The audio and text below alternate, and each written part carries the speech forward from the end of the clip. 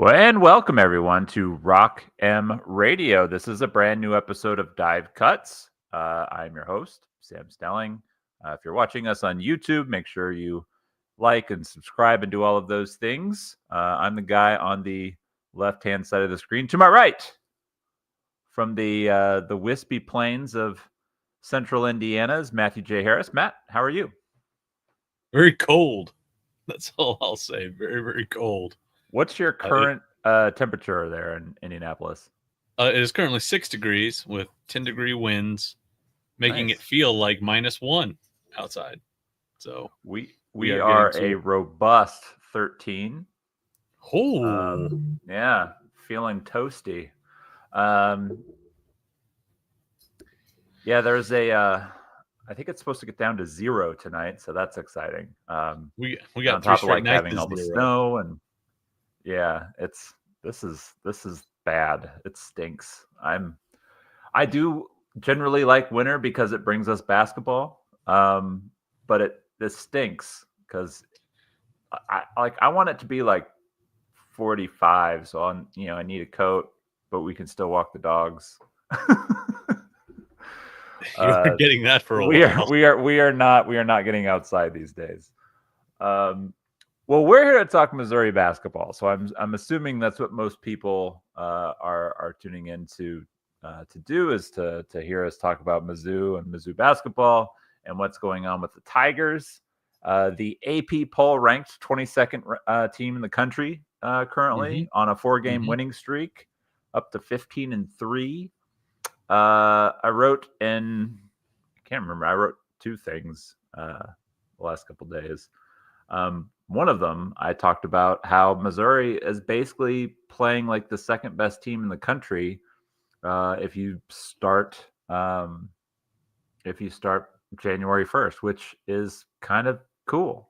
Going on the road and beating Florida plays a lot into that. But it's still it's still something. Like, they've been playing really well. They've been beating the margin. They've been doing all the things that we've kind of been talking about for a couple of years now of sort of maximizing your opportunities and valuing all the possessions and sure, like, have they been perfect? No.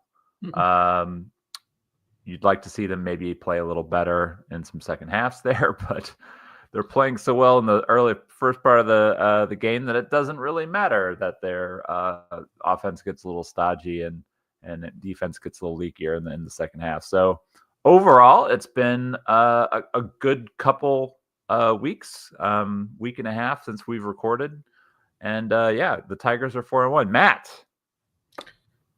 where do you want to start today? Where are we going to start here? We want to start all the way back since we last saw they were getting ready to take on Vandy. We talked about how that was an important game to secure that win. They took care of Vanderbilt. Got a little tight there in the second half. I mean, Watkins has done a great job in the verdict of running through kind of all the games that the games of consequence against Florida. I think we've written kind of about the Florida game. I think the one thing I would want to start at is, we talked the last time about Missouri was entering a stretch where you really felt like if they handled things well, they could position themselves to really start having some conversations that we haven't legitimately been able to, have for a couple of years, maybe longer than that. And I think that's just sort of the biggest thing for me is they've positioned themselves now where if they take care of business this week, making the tournament and earning an at-large bid is really no longer sort of like the thing that's front and central for us. That's assumed at that point. If you have 6 SEC wins in your first 7, you're sitting at 17 overall. You will probably, if you get a win at Texas this week, that's 3 quad 1 wins, 2 gold-plated quad 1A wins. You still have 11 games left, and you certainly don't want to, have any regression or have any slippage. But if you get to 17-3 with 3 quad 1 wins and you're at 6-1 in league play, you're getting close to a lot of the hallmarks that we talk about, which are 20 wins overall, 10 wins in SEC play, and 5 quad one. You're in late January with 11 games left to really sew some things up. And if you're playing pretty competently, you feel like you should get there. So you don't put Missouri in as a lock, but they're in really, really sound position for a tournament bid. And so I think, what the last 2 weeks have done has really given them some momentum. They've had some clarity from a rotational perspective. They've really honed in on improving rebounding. They've managed to find the offensive balance that we talked about that was a little bit lacking when Caleb Grill was gone. They've gotten a very, very important road win, which I think Watkins has talked about. That's something the committee deeply values, are high-quality road wins.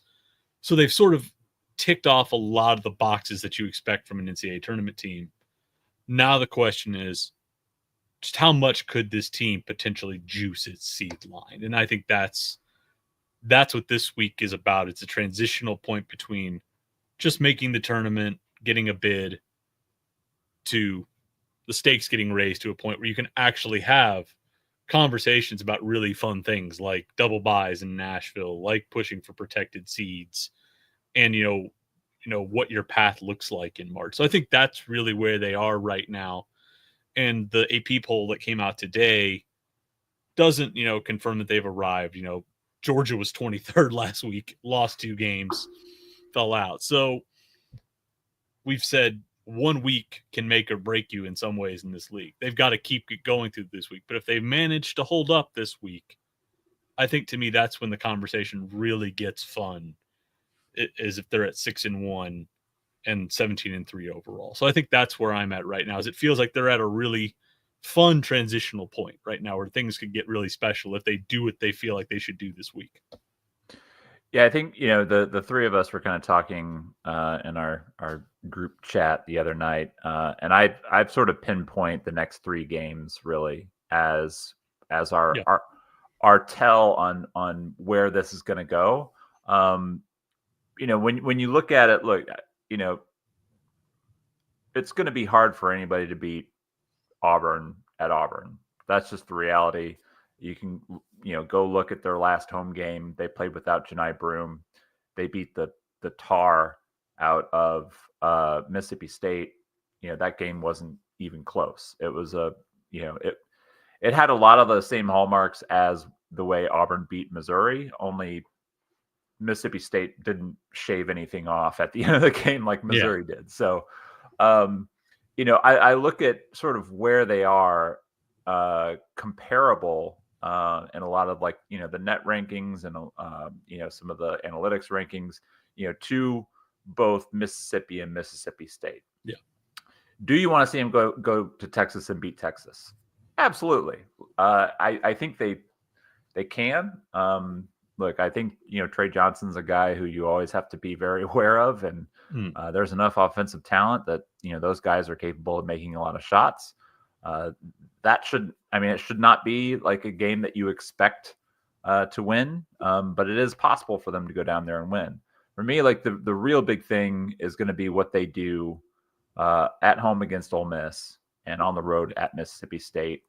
Because I think, when you're talking about, jockeying in the position of the SEC, everyone this year is going to catch losses somewhere. Yeah. Where those losses happen, you want good losses, hopefully on the road, close, tight, all that kind of stuff. Can you take care of business at home against Ole Miss? Can you go on the road and try and, steal one in Starkville? I think the way that Missouri's playing right now, and you saw the way that they played against Florida, to me, the biggest thing, and you kind of mentioned rebounding, they are rebounding in a way that we have not seen the Dennis Gates team rebound. And so I'm looking at KenPom right now, and if you flip the conference only on Missouri's team page, their defensive rebounding is 3rd in. So that's the defense offensive rebounding rate, is based on their defensive rebounding rate. They're only giving up 27.8% of misses. Last year, that number was like 40%. Yeah. And as much as, like, 2 years ago we understood the math and what they were trying to do, generate a lot of turnovers, basically nullify the advantage that other teams are going to have on the glass, by forcing turnovers and getting up, basically the same amount of shots, being more efficient with those shots. This year, they're equalizing their opponents on the glass, and they're saving themselves, 3-4 possessions a game. The turnovers, they're still generating turnovers. They're still fourth in turnovers. Yeah. I mean, I think the experience of the league overall has made forcing a lot of turnovers tougher. Older players are much less prone to sort of, kicking the ball around. And so you have this combination of defensively, being able to, force the other team into turnovers and not giving up offensive rebounds. It's basically made up for the fact that, their effective field goal percentage has not been great. And some of that comes down to the fact that, that some of their opponents have shot pretty well. I think Arkansas was the first team to not shoot 40% against them from three, if I remember that correctly. Yeah, but what have we always said about 3-point percentage? That tends to level out over time. The better barometer for your team defense is what you're doing in 2-point defense. Like that's always typically been a better gauge and been more closely correlated with defensive efficiency rating than 3-point shooting. So yeah. Figure like Ole Miss will be a good example of this weekend. Ole Miss is currently only allowing like 25% shooting from deep. So people would say, oh my God, they're doing a great job defending the 3-point line. Well, they've played like the two worst 3-point shooting teams in the conference. They will play Texas A&M, who is 14th in 3-point shooting. And they will play LSU, who is 11th. They've played teams that can't shoot the ball very well. Yeah. And so what's going to happen over time is Ole Miss is going to see that gap narrow. And eventually what you're going to focus on is, oh, wow, Ole Miss, its 2-point defense is basically equal to its 2-point offense. And teams are shooting the ball better, so it's normalizing their defensive rating. That's what's going to happen to Mizzou in some way. So what we talk about a lot, and I think what I tend to look at is, and Watkins and I kind of call them hard yards, is do you defend the rim well? Do you force tough shots? If somebody gets the rim, are you forcing tough shots? Are you collecting rebounds, at a high enough rate to negate second chance points or second possessions? Because we talked about the three is the highest valued shot. Actually, putbacks and free throws are the most valuable looks in the game. So are you able to defend the rim without fouling, collect rebounds to prevent second chance points? And then can you do what you're talking about, which is can you force enough turnovers now to where those 3-point makes, which are high right now, are having to backfill for possessions that are being lost? And that's what's happening. So Missouri, even if Missouri's allowing teams to shoot the ball pretty well sometimes from 3-point range, we expect that to sort of normalize and level out. And eventually what you hope happens is teams can't begin to replace the possessions that they're losing, whether that's through high-value rim attempts, getting to the line, or on second chance points. And that's really what possession math is. It's, we talk about correlations, we talk about all the, relationships at play. It's really pretty simple. Force tough shots, don't give up rebounds, don't foul, create turnovers, and you will win possession math. And that's what they're doing right now. And so even if the offense gets stodgy, they're able to get enough stops or get enough turnovers or prevent enough second possessions to where the offense can stall for 2-3 minutes. And Arkansas can only go on like a 6-0 spurt and not really hack into the lead. So that's what they've been able to do, is they've been able to do the fundamental stuff well enough to where if the offense does get a little stodgy or boggy, or they're not quite, or they get into a weird lineup on the floor, it's not like the past couple of years where you're like, oh man, buckle up. We're about ready to see an 8-0, 10-0, 12-0 scoring jag here, because this team can't keep the ball in front. It can't rebound, and it's going to give up second chance points. So it really is the kind of really boring stuff that, doesn't always, get people gigged up, but they're doing the things that make possession math work and that are sustainable to playing the way they want to play over long stretches. Well, I think like that's, talked a little bit about in the study hall about Florida and their approach. I'm glad that some people enjoyed the little shot that I snuck in there at Todd Golden and his current issues with the Title IX investigation. But strictly just like looking at the Gators, one of the things that he came in his first year and Florida was very sort of average. They weren't really good offensively, and on top of that, like not shooting the ball well, they weren't really collecting offensive rebounds. And so, when they went about sort of like building the Gators roster the next couple of years, a big focus of their additions in the transfer portal was offensive rebound. They went from a 23.8%, which is 320th in the country in offensive rebounding rate, to 37.3, which is 8th, and this year they're 40.8, which is 4th of offensive rebounding rate. Like that's and so one of I talked about, Golden has been really good at basically winning possession math for the Gators by hammering the offensive glass. And they've done that. Missouri in that game erased that advantage. They were below the expected rebound rate, and that's even like not just their average, which is 40%. They were below the expected rebound rate, which is just a number that every team sort of has. I think it's like 30, 32% or something like that. It kind of, I think, varies depending on attempted shots and 3-pointers and 2-pointers and all that kind of stuff. But the Tigers took away that advantage, and and it won them a close game. It also helps when you zoom out into that that big lead. And then against Arkansas, a team that doesn't shoot the ball well, the last thing that you want to do is you want to give them easy points. And they did that. So again, erasing any kind of advantage on the offensive glass. Arkansas only attempted 8 free throws. Yeah.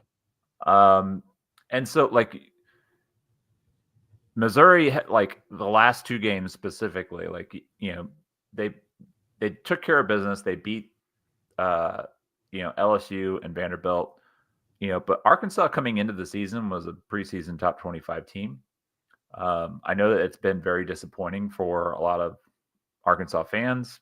Missouri fans, you can revel in that all you want. I didn't think Arkansas was going to be as bad as they are. I didn't think they'd be, necessarily all that good. I figured they'd be okay, and they have not been. But it's mostly like I think in a normal year in the SEC, Arkansas is probably like what 2-3, probably. Yeah, like I mean they're not as bad as they've been. But when you're looking at it like that, like essentially they've been asked to win games in ways that they're not really capable of winning, and that's because with the entire league stepping up and in Missouri specifically, like I mean, it's hard to go on the road and win a game when you're 0.93 points per possession and shoot 21.7% from 3-point range. Yeah. And I think you got to give a lot of credit to Missouri for what they were able to do. I mean, all those missed shots and 10 offensive rebounds, like that's not much. No, and I was looking this up just now. Last year, Missouri ranked dead last in the SEC, allowing 1.25 points per possession at the rim. That's horrendous.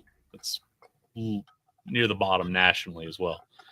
This year, they're 8th in the SEC at 1.089 points per possession around the rim, and they're allowing teams to shoot about 52%, which is around the national average. So if you were to look at where they are nationally in terms of rim defense, they are. We'll get them pulled up here. They are at 59th nationally in rim defense. They were sub 300 last year. 250 spot jump in defending the rim. That's huge. Mm-hmm. Even if people are getting to the rim, they're not converting easily. The other thing I would point out, and I think I wrote about it this summer, was how efficiently do they create turnovers? Last year, Missouri created a lot of turnovers, but they were one of the worst in the country at fouling in the process. I think there's something called PFX, which is basically you add up steals and blocks, divide by fouls that you rack up. Anything north of 0.8 for a ratio is considered elite. Missouri's at 0.84 this year. Top 16 defending the rim. Probably top 20 percentile nationally in terms of creating turnovers without fouling, doing what you're doing on the glass. They're winning the really, really important numbers of limiting opportunities for their opponents to hurt them. And this is just good, fundamentally sound basketball. And so when a team is playing like this, when you're playing at this sort of level, it's easy to withstand toward three-point shooting.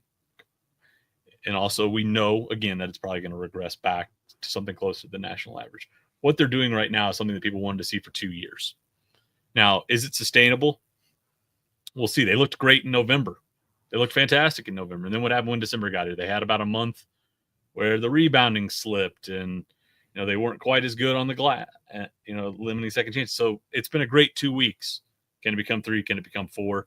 If they keep doing this fundamental stuff really well, they're going to give themselves a chance at a top 4 finish, because this is what elite teams do. They defend the rim, they rebound, they force turnovers efficiently, and they make you have to chase the game. And that's what Missouri is doing in a lot of ways right now, is they're making teams have to have torrid shooting nights just to stay within striking distance of them. And that likely over time is going to ebb. So we'll see if what they're doing now holds up. But when you look at the fundamentals of this and you say, is this just a wonky sort of stretch of games? No, they're doing the things that we want them to do. Just keep doing them. And we'll see kind of what the results are, when March gets here. But chances are, if they keep it up, it'll be really, really good. Yeah, I mean, I was sort of looking over the KenPom page. They bottomed out at 64th in KenPom, and they entered the year. They were 52nd. Yep. As they were heading into Auburn. They have since climbed to 28. And this is, this is what happens when you consistently beat projected margins. I think the LSU game was like a expected 8 or 9 point win, and you win by 16. Vanderbilt was like a 4 to 5 point win, and there you win by 9. Florida was a 12-point loss. 12-point loss, and you win by 1. And then Arkansas, I think, was another like 5.5-ish. Kind of game, and they ended up winning by 18. So, like, there's not many teams in the SEC that have like consistently beaten their opponents this badly. And like, I know that like some of our subscribers are kind of complaining about some of the national media maybe not quite paying attention, and like it's hard. And one of the things that I was kind of saying, it's hard for national media to be ready for something like this. A team that and this also kind of happened 2 years ago. Like Missouri was not expected to be good 2 years ago, and they were. They still had a penchant for kind of going on the road and occasionally getting blown out by somebody. But like, I understand why some national media types are maybe caught off guard when even like the best projections in the offseason were thinking that Missouri is going to be middle of the pack. We had them middle of the pack. Yeah. Like I was like, hey, like I'd be happy with 9-9 NCAA tournament berth. I think, like I'm always like a little optimistic, a little more optimistic maybe than you are on some of these things. But I thought I saw like, the framework of a team that could be pretty good. The way that they're playing, I didn't know that I could see this. And this is coming from somebody who I think is like, I'm generally a pretty positive, hopeful type fan. And it was hard for me to imagine, like, I've watched them play the last couple weeks, and I'm like if they play like they played the last couple weeks and continue to play like that, yeah, like I don't see any reason why you couldn't be like 7-1, heading to Knoxville in the top 10 in the country. You know what I mean? Like, Yeah. maybe that's a little too quick of a rise up the AP, rankings, but but certainly probably like top 15 in Ken Palm and stuff like that. Like beating anybody in the SEC is hard. Beating teams on the road is really hard. Um, and Missouri has smacked some opponents that are putting up bigger fights elsewhere. Yep. And I like LSU was in the game against Texas A&M late, and A&M kind of pulled away. It was almost like a Missouri game of last year where it was really, really close. And then like the last 5 minutes, it just sort of slipped away Yeah. and LSU lost. Vanderbilt, beats Tennessee at home. Florida turned around and just dismantled Texas. Yeah. And Arkansas, like they're 0-5, but they've certainly like they've been in a lot of games and they've had chances to win games. Not certainly not super close, but if you're looking at like what this team could be, like I think we're going to learn a lot. And so so next week Missouri is at Texas and then at home against Ole Miss. Then they have a week off before they go to Mississippi State, which I don't know. Like, could this schedule like set up any better for them? Like, it really it's I been think that, pretty incredible. what do we say every fall? We don't do picks until we see the SEC schedule. The Mm-hmm. unbalanced schedule is vital. And I really don't think you can oversell the fact that this year they swapped in Oklahoma and they swapped in Vandy for Mississippi State and Texas A&M, or for Ole Miss and Texas A&M. Yeah. Like the swaps that happened for them gave them 4 more manageable ball games. Like that was the way their schedule has set up now was pretty optimal compared to what a lot of other teams got. Like Texas would love to have started against this kind of schedule. Yeah. They would have loved it. They would have adored it. And so I think that's sort of the silver lining here, and sort of the thing that I don't think you can really underplay here is the folks in Birmingham kind of gifted them a really, really optimal setup here. Plus, if you have to go to Mississippi State, who's going to want to try and just kick the crap out of you, getting a week to get healthy before you have to go do that trip is ideal. There may be some people be like, oh, they got to take a week off when they're playing well. Like, I guess, but my guy's fully healed before they have to go basically Sean Murphy and Cam Matthews for 40 minutes. So I agree that the schedule sets up really, really well. I'm fascinated by tomorrow night's game in the sense of, I think with Arkansas, we saw pretty quickly once they got down, they fought back and they had some little stretches and they had some moments where they could have maybe built some bigger runs and it just never happened for them. But that run, I think you could just see a little bit of the lights go out of their eyes after that opening run. And they're like, oh, crap, we got to dig out again. Oh, my God, we have to get back into this. And Cal, with his rotation, basically benched Janelle Davis and Jonas Adu in the second half and said, Yeah.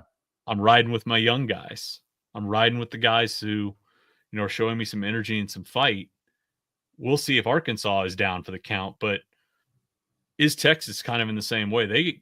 They took a shot early at Florida, came back, and then Florida nuked them with a 15-2 run and put it out and put them away. They've had 4 really tough opening games. They had to claw back against Auburn after getting down like by 20 to Auburn. They had a real chance to get Tennessee at home. Trey Johnson was on a heater for long stretches of that game, and they just couldn't dig that one out. They got a road win at OU, but we've been skeptical of OU kind of since. If you really look at their underlying metrics, it's easier to be skeptical of OU. We'll talk about that when Missouri actually has to play them. And then they go on the road to Florida, a game where you wonder how Florida's going to respond after losing to Missouri, and they were pretty clinical in the last 10 minutes and put them out. So is Texas in a spot now where they're not dead and buried? They're, I think, next 4 out right now in a lot of projections. But if Missouri puts them in a hole early, is Texas going to fight?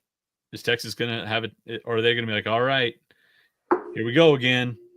And are they going to fold up? So, or is Texas going to look at tomorrow night as sort of their last salvo here? If they're 1-5, the schedule is going to make it really hard for them to even get to 8 wins, much less 9. So tomorrow night feels like a last stand for Texas in a lot of ways.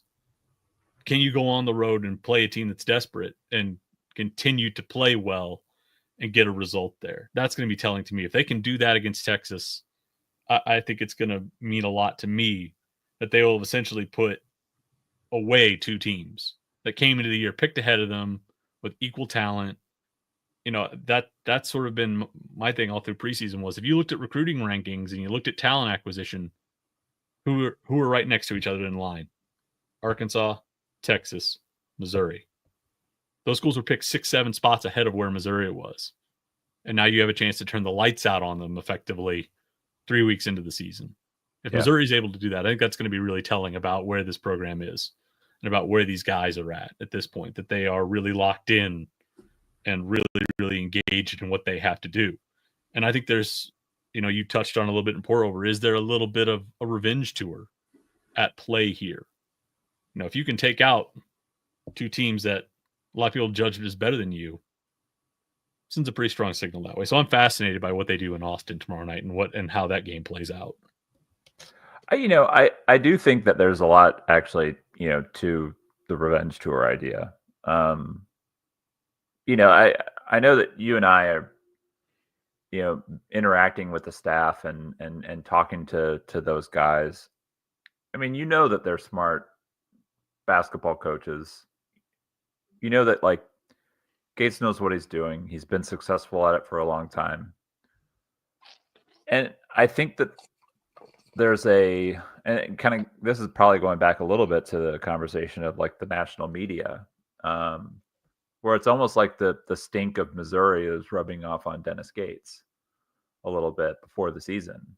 Missouri, if Caleb Grill and John Tanji are healthy last year and Missouri, goes 7-11, and then they come in with the same roster just minus, Caleb Grill, they're probably expected to be like middle of the pack, right where we probably picked them in the preseason. But because things went as they did, most people are just going to look at, oh, well, they went 0-18 last year. Clearly this is a hot seat year for the coach. And like us are, like we're around the program. We know that's not the case. We know like why they were bad. We know like why things didn't work out. And then when you watch the talent assembly in the off season, it was very clear that this was like, all right, like we got a lot of people that are not believing in us.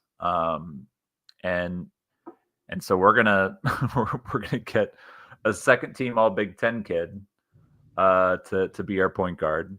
We're gonna bring in a former top 25 5-star kid, and try to revamp his career. And then on top of like having that continuity of having, like and now that we've seen it, I mean, you never know what you're going to get with guys like Ant and Trent, from one year to the next. But we've seen those guys, take another step. Texas is a team.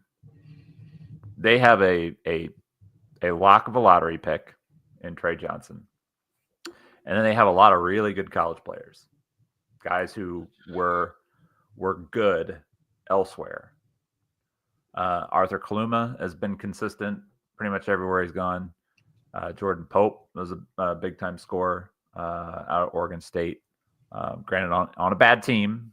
Tremont Mark has been a guy who's been a good college player. They don't really have a whole lot of interior size. I mean, Caden Shedrick, I think probably should have gone to Missouri. I think they would have done a better job developing him as an inside talent. He has basically been non-existent. But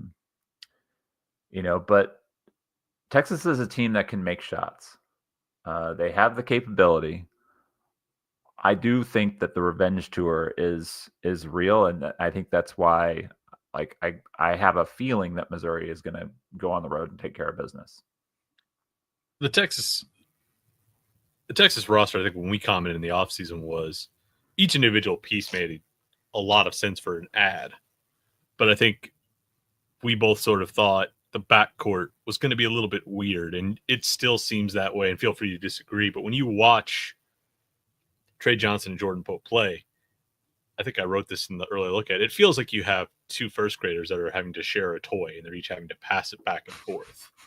Their games are very, very, very similar, like almost carbon copies of one another. Only Trey Johnson's 2 inches taller and about 15 pounds heavier, has more positional size. Yeah. And I think can do a little bit more creatively as a rim finisher than Jordan Pope can. But they're very, very similar players. Want to play in ball screens, want to get to dribble pull-ups. Not very much vertical pop for either of them, so they've got to kind of get to floater packages and runners when they're playing downhill.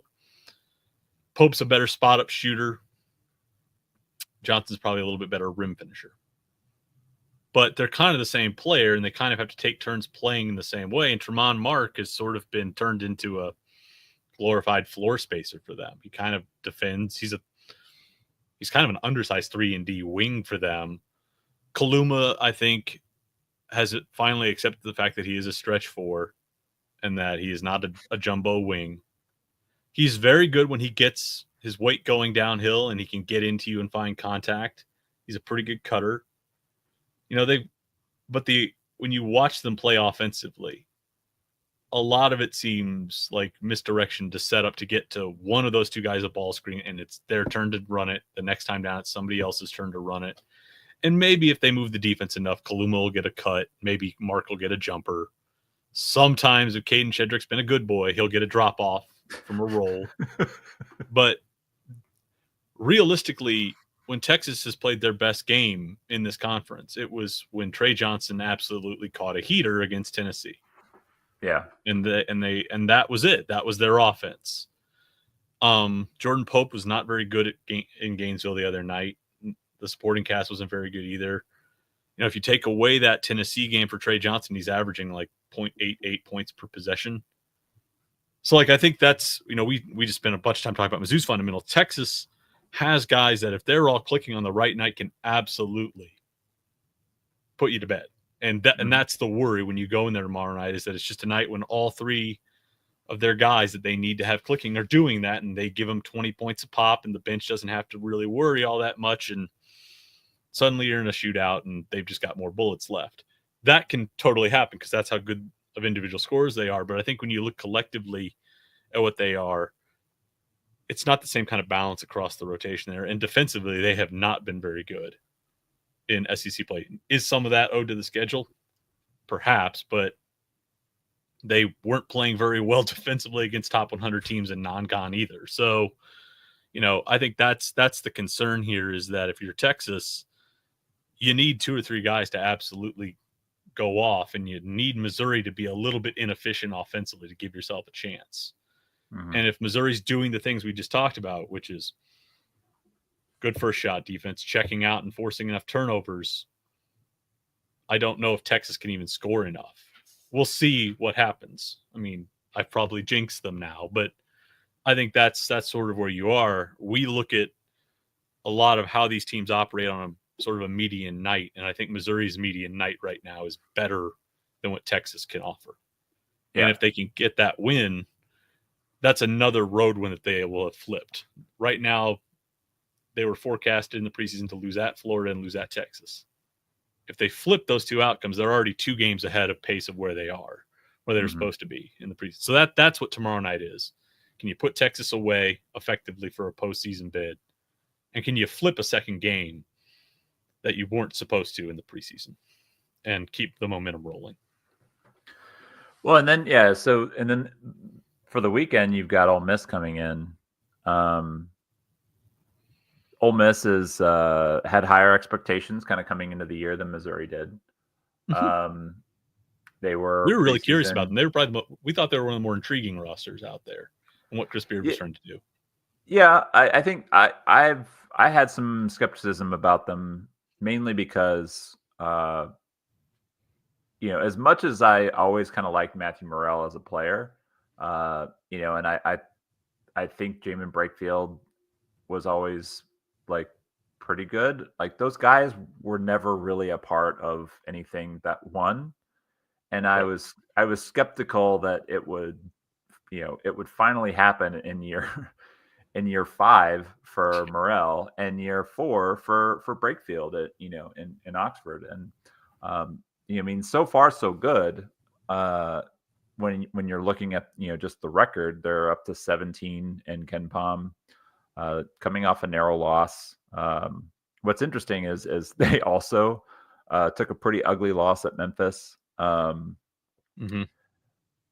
But they had a huge win like Missouri did, beating Alabama at Alabama, and the rest of their record is okay. Like The Louisville win is aging very well. The Louisville win, in the ACC event has aged pretty well in the last couple of weeks. So I'll give them credit for that. That's a win that, I didn't know the value of it when they got it in early December, but it's for right now, it's acting as a resume enhancer for them. So good on them for going into Louisville and getting a road beatdown done. But they opened by beating Georgia at home.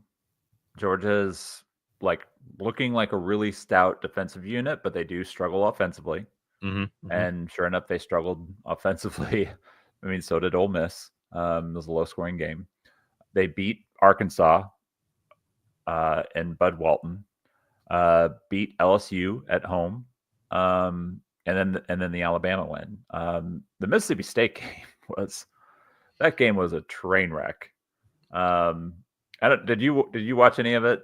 I don't think I got to see any of that one, but so let me just break this end of the game. How many reviews were there, and how many minutes did we lose to them? So Mississippi State makes 2 free throws to go up 5 with like 10 seconds to play in overtime. And then Ole Miss drives the ball. I think Brakefield has the ball. He's going to go in for 2 points. Again, like 5-point lead, 2 points, 7-ish seconds, maybe. I can't remember exactly. Give it to him. Mississippi State, I think it was Sean Jones Jr. maybe, just grabs him. Like, doesn't go for the ball, foul, just grabs him, and then clear path foul time. They review it, and of course it's an intentional foul. So Ole Miss gets two shots and the ball. The only thing that you had to do is basically you can concede points and then you can get the ball back. And they did the one thing that was going to give Ole Miss a real chance to win. And Ole Miss did miss the 3 at the end of the game to tie it. But just an absolutely boneheaded finich to a game. That's perfect for a rivalry game, honestly. And you're just why are you doing that? It doesn't make any sense. Perfect. It's perfect for Ole Miss, Mississippi State, and perfect for the Egg Bowl, basketball. Absolutely version. perfect. It's just and I think that's actually the first time that both teams have been ranked in that game. How crazy is that? To me, the Ole Miss remains an enigma for me, because in non-conference play, they got top 100 wins by absolutely being a butane torch and lighting people up. They were number 2, I think. If you looked at games against top 100 opponents, their offensive efficiency was number 2 in the country, and their defense was 113th. To get wins in non-con, to get the quality wins, they absolutely had to torch people. Now that it's completely flipped in SEC play, they're number 1 during SEC play for defensive efficiency and 8th or 9th for offensive efficiency. But as we mentioned earlier, a lot of that is because teams can't shoot the ball very well against them, but they haven't played teams that have shot very well. So you're in a weird spot where you're well, I trust, Chris Beard builds good defenses. He's got Mark Adams back. Maybe this is a thing they're doing. But we also know that 3-point shooting defense normalizes. So if we trust general trends we see and that we validated, Ole Miss should probably be closer to 8th or 9th in defensive efficiency. And when that hits, do the results start to sway? And I think that's what makes the Missouri game interesting. Missouri is on a bit of a heater itself shooting. They're shooting, I think, like 44% from deep in SEC play. So it's really going to be interesting when Ole Miss pulls into town. Who has the regression first? Is it Missouri that slides back to something closer to like 35, 36% shooting? Or is Ole Miss due for a team to absolutely strafe them for like 40% shooting? Because if you just look at, where these two teams are, Missouri's got more size in the interior, so you would think that they're going to win the rebound battle. Both teams are great at forcing turnovers, so that should probably negate to some degree, which is where the rebounding battle will matter even more because Ole Miss stinks on the glass. So they're not going to be able to replace possessions. And their 2-point shooting is average. So, like, it really comes down to which team is going to have some slippage from deep. Is it going to be the team that's making a lot or the teams that's preventing teams from making a lot? You mentioned Brakefield and Morrell. If you go look at the rotation minutes, Matt Morrell's behind Dre Davis now. Jamin Brakefield is coming off the bench for Malik Dia. Since SEC play got here, the two guys who are the core of your pitch for continuity have taken a back seat to guys. And so, to your point, as Beard said, it's great having you here. You guys provide us some great offense. We are worse defensively with you guys on the floor. Lineup data verifies that they are 12.7 points per possession per 100 possessions worse with Matt Morrell on the floor defensively. They're better with Dre Davis out there. Offensively, they're efficient. They're basically the same. So it's going to just be fascinating to see, Malik Dia, who reminds me so much of Kobe Brown, just watching him on the floor as a small ball 5 with 4 guards around him and just trying to force a lot of turnovers and just see if they can gin up enough offense to get a result. It's going to be absolutely fascinating to see what that game looks like. Because you would think, again, if you look at what Missouri does well, it's going to pose some problems for Ole Miss. But Ole Miss is sort of defied any sort of logic at this point or statistical trends to get to 4-1. So who's to say they just can't keep doing it? We'll see if they can carry it through to A&M and on to Saturday. Yeah, I think it's going to be interesting for them. I just kind of looking at some of their game-by-game numbers. Georgia was 2 of 18 from 3-point range. That'll help the old 3-point defense. Arkansas, another stellar shooting night, 5 of 23. That'll help. LSU, 7 of 31. And Alabama only attempted 20 3-pointers, which for them is an extremely low number. But they probably thought they could drive the ball because they're bigger. They probably thought, let's attack the rim against a smaller team. Well, and I think they kicked the ball around a lot that game. Yeah. Alabama, yeah, they had a 27.6% turnover rate. Really, Mississippi State is the first team to shoot above 30%, 33.3. Like, that's not even that great. So you see, once the shooting normalizes, things get a little tough. Well, yeah, and they lost to Memphis when Memphis shot 36.8%. So it does seem like, yeah, it's going to be interesting, mainly because we're looking at these two games again. Like this to me, like these games are different than the Arkansas, Vanderbilt, LSU games, because those games, I really thought Missouri should beat these teams. Like without question, I don't care if the margin is 2 or 22, you beat these teams. And you should on most nights. Texas and Ole Miss, these are both toss-up games. This is going to be the first real, set of games where like the margin is a toss-up, the expected margin. Can they keep the pressure on, some of the teams in the top of the conference and going out and getting a couple wins this week? I think it's possible. I would love it.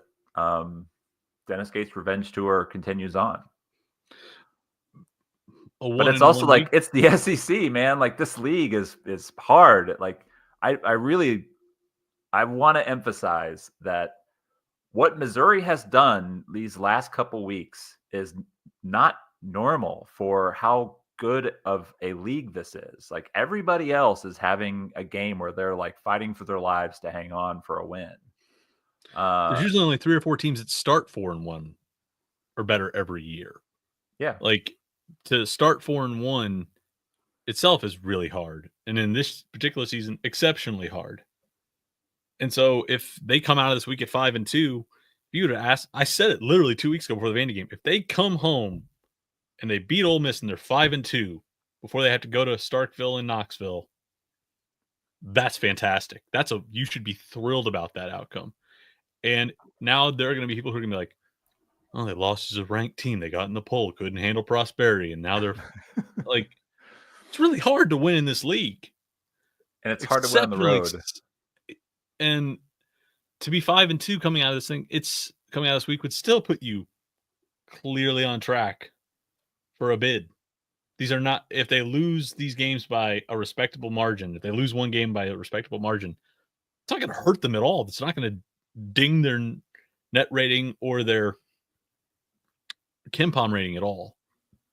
So it's just about, can you execute and continue to execute at a high enough level and put yourself at 6-1, like we said earlier, and really start just to have some fun conversations, just some fun chats about what happens if you're at 6-1.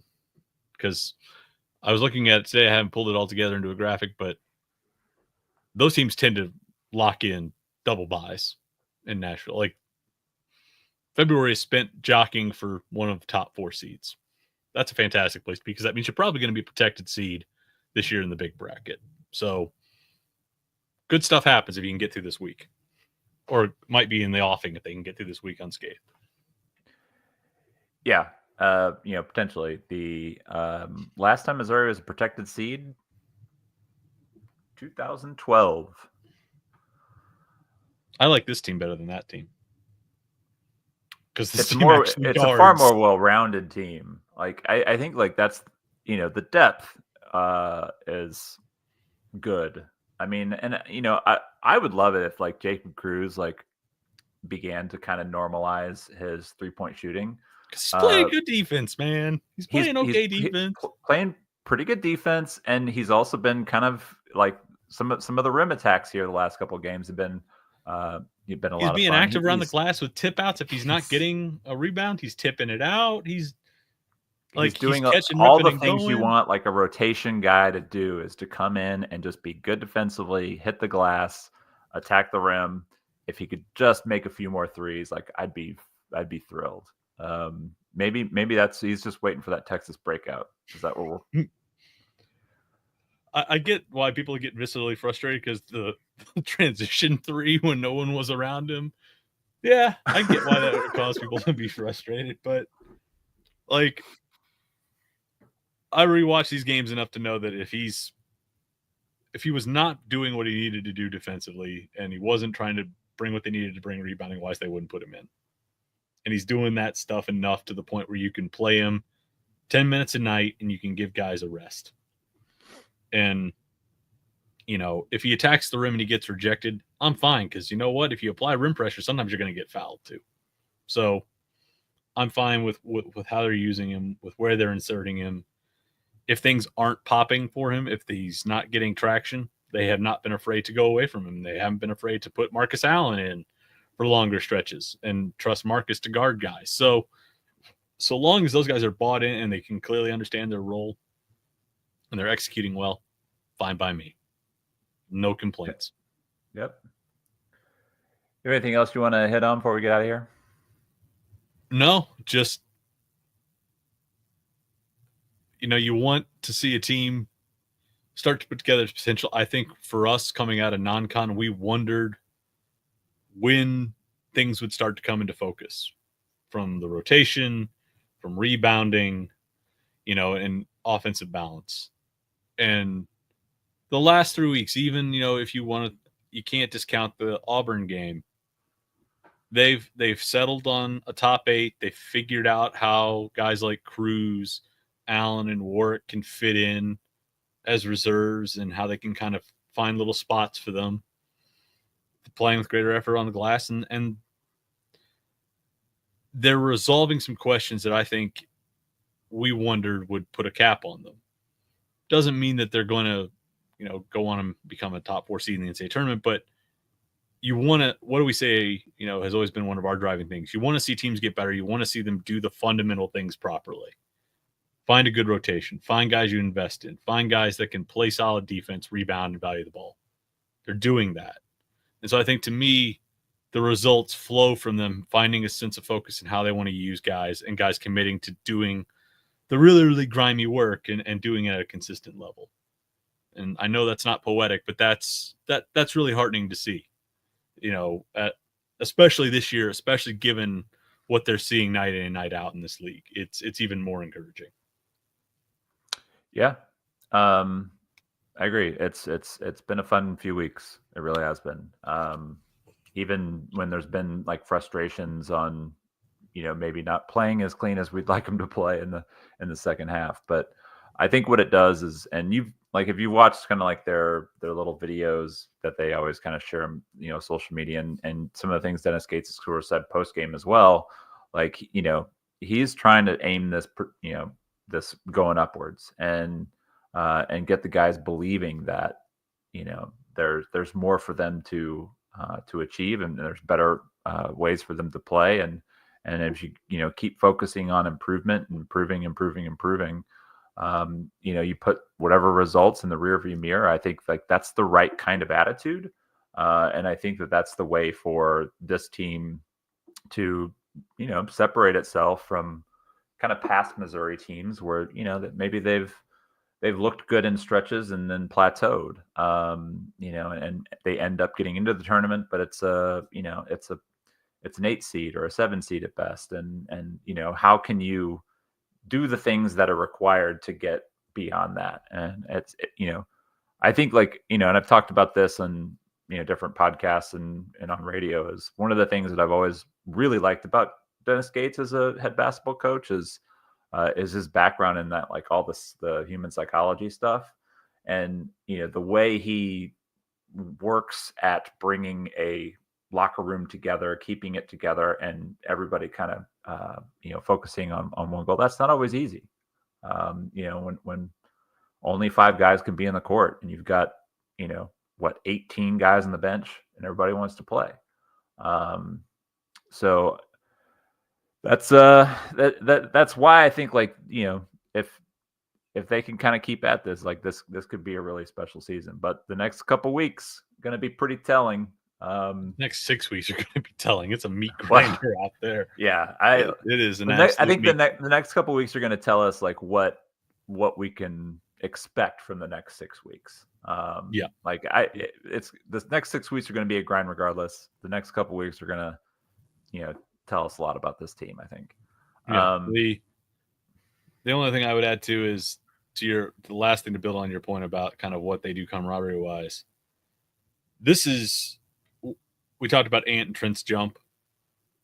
This is fantastic for guys like Honor or Peyton or even Trent Burns, who's hurt, or T.O., to like go through this. And I think that was the biggest thing in the offseason, that, you want to win basketball games and you want to, be competitive. And clearly that's what coaches are paid millions of dollars to do. That's why guys are paid NIL money. It's to produce actual results on the floor. But I think if you looked at kind of the structure of a program, you had to retool the roster to put your really young guys, your underclassmen, in an environment where this is what they're experiencing.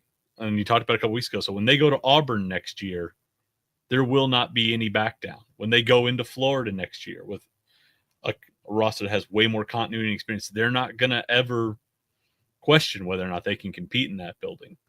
This is what continuity building looks like in real terms right now. The results are fantastic, but if you look down the bench at guys like T.O. who's buying and having a great night, you're looking at a guy like Marcus Allen who came in and gave them really great minutes defensively the other night. That's what you crave, is those guys being able to go through this season where they maybe don't play as much as they want, But when they go into spring meetings with coaching staff, those guys can call up Synergy or they can call up HDI and they can pull a clip package and say, look, we saw you in these games doing this for us. This is the jumping off point for you. That gives people buy-in. It gives them something tangible to believe in. So long term, putting this roster together created an environment where you're not just getting guys experience, but you're getting them really valuable continuity, the best kind of continuity that they can have moving forward. So that's the other exciting part here, because we've talked a lot. Missouri will be good one year, inconsistent the next.